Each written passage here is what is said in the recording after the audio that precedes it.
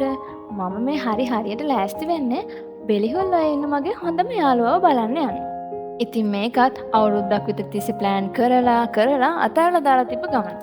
ඉතින් ඊයේ තමයි මායි මගේ යාළුවයි ප්ලෑන් කරේ මේ ගමන අද කොහොම හරි යනවා කියලා.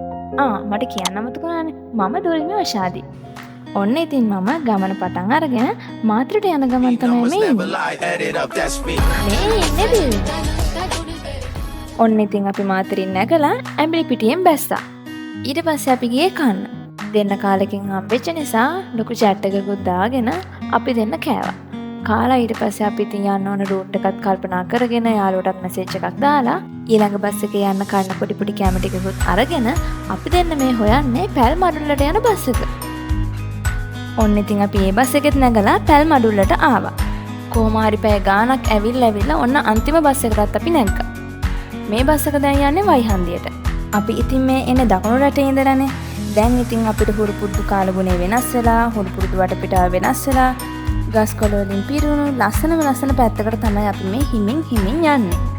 ෆයිනලි අපි වයිහන්දියට ආවා. කොහොම හරි ඉතින් පැය 6ක විතර ගමනකට පස්සේ ඔන්න අපේ යාළුවා අපිට සෙට් වුණා. මේ ඉන්නේ මංගා. මෙයාව බලන්න තමයි ඉතින් මෙච්චර දුරක් අපි කට්ට කාගෙන ආවේ. ඔන්න ඉතින් අපි ආපු ගමන් වොෂ් එකක් එහෙම දාගෙන මුලින්ම කරේ කැම්පස් එක බලන්න ගියපු එක. මේ වෙන කොහෙවත් නෙමෙයි සබරගම කැම්පස් එක. අර පේන්නේ non perial කන්දයි ආදර කන්දයිලු.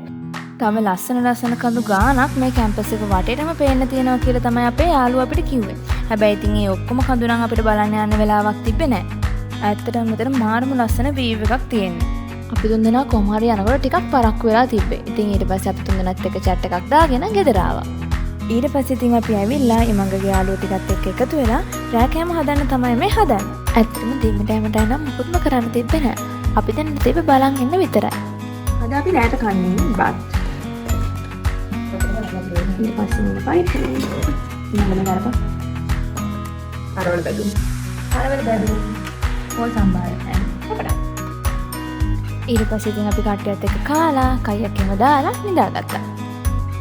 මේ තමයි අපේ දෙවෙනි දවසේ. ඉතින් අපි එදා උදේම නැගිටලා තේ එකක් හැම බීලා යන්න දැන් ප්ලෑන් කරන ගමන් තමයි මේ ඉන්නේ.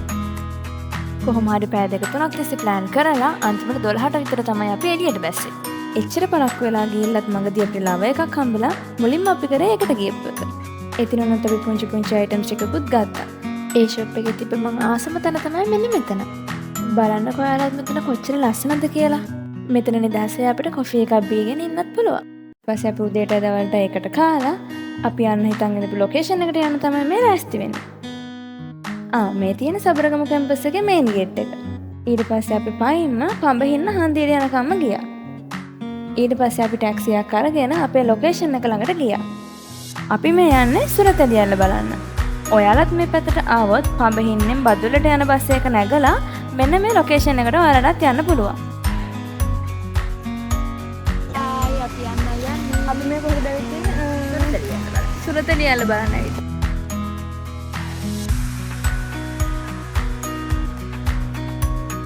ඇත්තටම මාර කූල් එකක් තියෙනව නේද? බලාගෙන.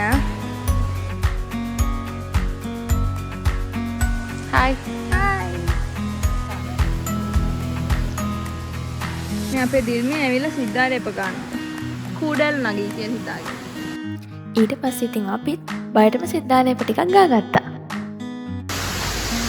දිල්මි මම බහුබූතෙක් වගේ ඉස්සෙල්ලා බලන් හිටියා. වාව්. යම් බලන්න.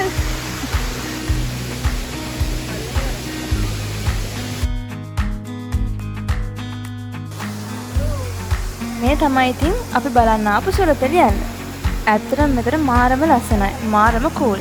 ඉතින් අපිට නිදහසේ ටිකක් වෙලා කතා කර ඉන්න හොඳම තැන.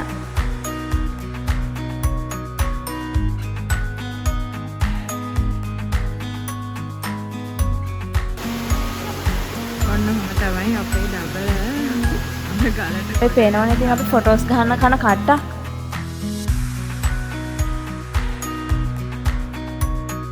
මෙතනත් ඉතින් අපි ගොඩාක් වෙලා ඉඳලා දැන් යන්නේ අනෙක් ලොකේෂන් එකට.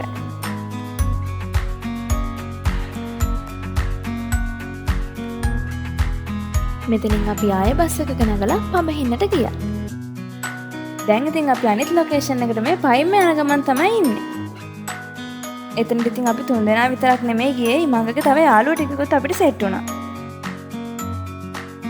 අපි දැන් මේ ඉන්නේ හිරිකටුවේ. මෙතනට හිරිකට්ට කියලාත් කියනවා. මෙතනත් මාරම ලස්සන තැනක්. ඔයත් සබරගමු කැම්පස් එකේ කෙනෙක් නම් මේ ප්ලේස් එක නොදැන ඉන්න විදියක් නම් නැහැ. කොහොම හරි අපි ගිය වෙලාවේ හයියෙම වැස්ස. ඒ නිසා අපිට වැඩි වෙලාවක් නාන නම් උනේ නැහැ. මොකද අපි බය වුණා වැස්ස නිසා වතුර වැඩි වෙයි කියලා.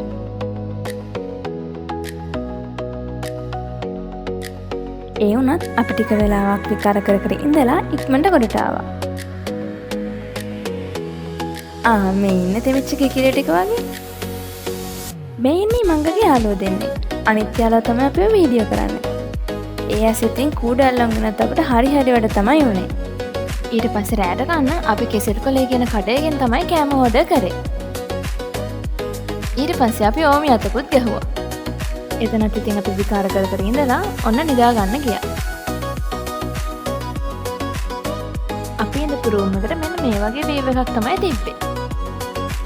අද ඉතින් අපි ගෙදර යන්න තමයි මේ රැස්ති වෙන්නේ. මේ පේනවනේ ඊයේ වැස්ස නිසා අපේ සල්ලි වලට වෙච්ච දේ.